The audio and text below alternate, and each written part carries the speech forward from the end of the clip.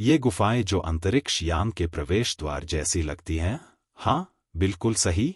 ये ग्रेनाइट की एक विशाल शिला जैसी है जो भारत के हृदय में प्राचीन इतिहास के बीचों बीच छिपी हुई है। कुछ स्थानीय मान्यताओं के अनुसार इन गुफाओं में दिव्य ऊर्जा का वास है और यहाँ ध्यान करने से विशेष आध्यात्मिक अनुभव प्राप्त होते हैं।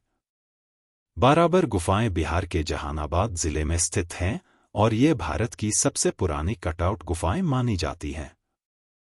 इन गुफाओं का निर्माण 3री शताब्दी ईसा पूर्व में मौर्य सम्राट अशोक और उनके पोते दशरथ ने करवाया था।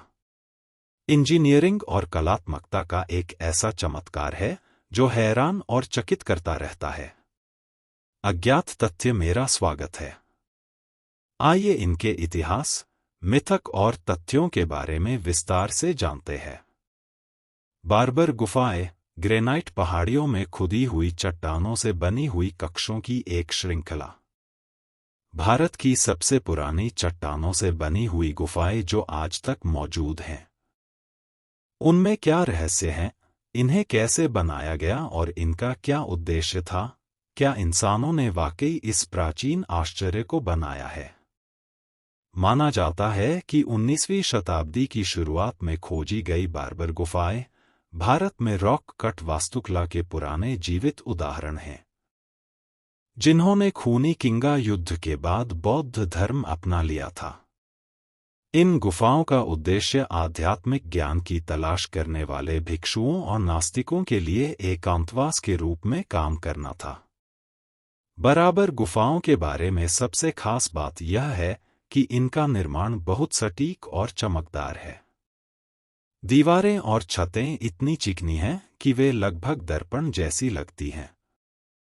आंतरिक भाग किसी भी अलंकरण से रहित हैं, जो उनके कठोर और चिंतनशील उद्देश्य पर जोर देते हैं। आज भी 2 सहस्राब्दियों से अधिक समय के बाद भी इन कक्षों में फुसफुसाहट की गूंज गूंजती है। गुफाओं में 4 मुख्य गुफाएं हैं: लोमस ऋषि गुफा, कर्ण चौपार गुफा, सुदामा गुफा और विश्व झोपड़ी गुफा। इन गुफाओं की सबसे खास बात उनकी आंतरिक संरचना है, जो पत्थर को इतनी बारीकी से तराशकर बनाई गई है कि वे अत्यधिक गूंज उत्पन्न करती हैं। मौर्य सम्राटों का संरक्षण अशोक और दशरथ ने इन गुफाओं का निर्माण करवाकर अजीवक संप्रदाय को समर्पित किया। अजीवक संप्रदाय एक प्राचीन भारतीय धर्म था जो मौर्य काल में प्रमुख था। पौराणिक कथाएं कहा जाता है कि ये गुफाएं ऋषि मुनियों और संतों के तपस्या करने के स्थान थे। विशेषकर लोमस ऋषि गुफा का नाम एक पौराणिक ऋषि लोमस के नाम पर रखा गया है, जिनके बारे में मान्यता है कि वे यहाँ तपस्या करते थे। कुछ स्थानीय मान्यताओं के अनुसार इन गुफाओं में दिव्य ऊर्जा का वास है और यहाँ ध्यान करने से विशेष आध्यात्मिक अनुभव प्राप्त होते हैं। गुफाओं की गूंज को लेकर भी मिथक जुड़े हैं। कहा जाता है कि गुफाओं की दीवारें ऐसी बनाई गई हैं कि वे मंत्रों और भजनों की आवाज को प्रतिध्वनित करती हैं, जिससे साधकों को गहरे ध्यान की अवस्था में प्रवेश करने में मदद मिलती है। गुफाओं की दीवारों पर ब्राह्मी लिपि में लिखे गए शिलालेख हैं, जो मौर्य काल की विशेषताओं और धार्मिक इतिहास का प्रमाण देते हैं। ये शिलालेख हमें गुफाओं के निर्माण, उनके उपयोग और मौर्य शासकों की धार्मिक नीतियों के बारे में बताते हैं। बारबर गुफाएं भारतीय पुरातत्व सर्वेक्षण के संरक्षण में हैं और इन्हें राष्ट्रीय महत्व के स्मारक के रूप में मान्यता दी गई है। बारबर गुफाएं प्राचीन भारतीय स्थापत्य कला का एक उत्कृष्ट उदाहरण हैं और ये न केवल ऐतिहासिक और धार्मिक दृष्टि से महत्वपूर्ण हैं, बल्कि वास्तुकला और कला के क्षेत्र में भी एक अद्वितीय स्थान रखती हैं।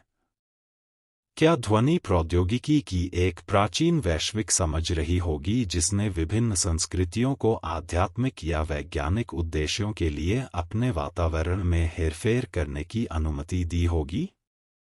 लेकिन इससे भी अधिक उत्तेजक यह विचार है कि बारबर गुफाएं और आसपास के क्षेत्र का उपयोग कुछ अधिक व्यावहारिक के लिए किया जा सकता था, कुछ षड्यंत्र सिद्धांतकारों ने अनुमान लगाया है कि ये गुफाएं आध्यात्मिक रिट्रीट नहीं थीं, बल्कि संभवतः धातु विज्ञान या ऊर्जा उत्पादन में प्रारंभिक तकनीकी प्रयोगों के लिए समर्पित साइटों के नेटवर्क का हिस्सा थीं।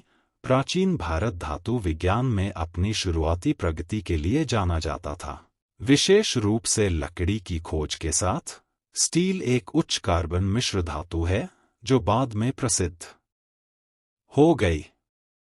दमिश्क स्टील। क्या यह हो सकता है कि लौह अयस्क से समृद्ध बराबर क्षेत्र एक छिपी हुई प्रयोगशाला के रूप में कार्य करता था, जहां प्राचीन धातुकर्मवादियों ने मिश्र धातुओं के उत्पादन में प्रयोग किए थे? गुफाओं के प्राकृतिक ध्वनिक गुणों का उपयोग अज्ञात उद्देश्यों के लिए किया था। यह भी एक जिज्ञासु प्रश्न है कि एवा एक अपेक्षाकृत अस्पष्ट धार्मिक समूह ने ऐसे स्मारक कार्यों को क्यों कमीशन किया? एवा अपने सख्त सौंदर्य प्रथाओं के लिए जाने जाते थे, जो भौतिक धन और सांसारिक संपत्ति को अस्वीकार करते थे। इसलिए उन्हें इतनी बड़ी जटिल रूप से डिजाइन की गई गुफाओं की आवश्यकता क्यों थी? क्या यह हो सकता है कि गुफा का दोहरा उद्देश्य था, आध्यात्मिक और वैज्ञानिक दोनों? कुछ शोधकर्ताओं ने सुझाव दिया है कि गुफाएं एक ऐसी जगह के रूप में कार्य कर सकती हैं जहां आध्यात्मिक और शुरुआती वैज्ञानिक विचारों का आदान प्रदान करते थे, जो धार्मिक ध्यान और वैज्ञानिक प्रयोग के बीच की रेखा को धुंधला कर देता है। यह सिद्धांत तब जोर पकड़ता है जब हम इस क्षेत्र में अन्य गुफाओं और रॉक कट संरचनाओं को देखते हैं, जैसे कि उदयगिरि और कागिरी गुफाएं ओडिशा बराबर के लगभग उसी समय बनाई की गई थी, जबकि लुडएरी और कागिरी ने जिन भिक्षुओं के लिए मठवासी रिट्रीट के रूप में अधिक सेवा की थी, प्राचीन भारत में फैले आध्यात्मिक और वैज्ञानिक केंद्रों के एक बड़े नेटवर्क का हिस्सा हो सकते हैं। यह विश्वास बढ़ रहा है कि ये गुफा परिसर अलग-थलग परियोजनाएं नहीं थीं, बल्कि एक परिष्कृत सभ्यता का काम था, जिसका ज्ञान आध्यात्मिकता से परे ज्यामिति, इंजीनियरिंग और धातु विज्ञान जैसे क्षेत्रों में फैला हुआ था। पश्चिम की ओर देखने पर महाराष्ट्र में अजंता और अलोरा गुफाओं के साथ तुलना और भी अधिक दिलचस्प हो जाती है। बराबर के विपरीत अलोरा परिसर में विशाल मंदिर संरचनाएं हैं, जिसमें लुभावने कयासा मंदिर भी शामिल है। इन गुफाओं का अध्ययन हमें प्राचीन भारतीय समाज, उनकी धार्मिक मान्यताओं और उनके कला कौशल के बारे में गहरी समझ प्रदान करता है। ऐसे ही और वीडियो देखने के लिए हमें सब्सक्राइब करें।